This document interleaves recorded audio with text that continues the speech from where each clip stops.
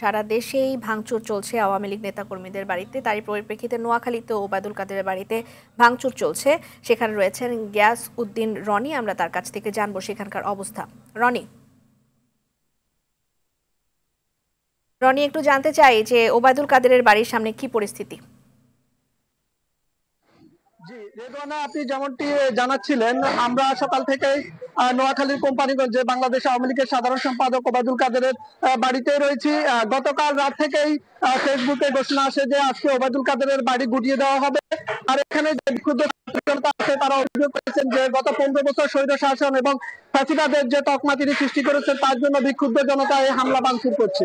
তো আমি এখন যে স্থানে দাঁড়িয়ে আছি এটি হচ্ছে ওবায়দুল কাদেরের ছোট ভাই কোম্পানিগঞ্জ উপজেলা আওয়ামী লীগের সভাপতি আব্দুল কাদের মির্জা, তার বাসভবন। তিনি গত 5ই আগস্টের পর থেকে পলাতক রয়েছেন। তার এই বাসভবন দুপুর 1টার পর থেকে এই বিক্ষুব্ধ জনতা কিন্তু ভেঙে চুরে একবারে গুড়িয়ে দেয়। এরপর তারা বিভিন্ন কক্ষে আগুন ধরিয়ে দেয়।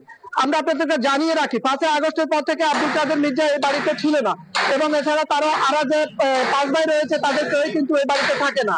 এছাড়া বাড়ির যে আরো 4টি পরিবার রয়েছে কিন্তু তাদের ঘরে বা বাড়িতে কোনো কিছু হামলা ভাঙচুর হচ্ছে না। শুধু ওবায়দুল কাদেরের যে বসত ঘর রয়েছে যেটিতে তার ছোট ভাই আব্দুল কাদের মির্জা বসবাস করত, শুধু সেই বসত ঘরটি গুড়িয়ে দেওয়া হচ্ছে।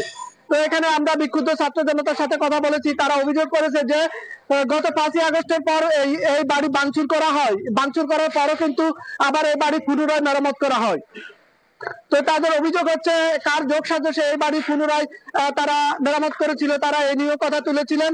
আমরা এখানে অবস্থান করতেছি, এখনো কিন্তু এই বাড়ি ভাঙচুর চলতেছে এবং এখানে যে উৎসুক জনতাও রয়েছে এবং বিভিন্ন গণমাধ্যম কর্মীরাও রয়েছে। এ ছিল আমার কাছে নোয়াখালী থেকে ওবায়দুল কাদেরের বাড়ি ভাঙচুরের সর্বশেষ তথ্য।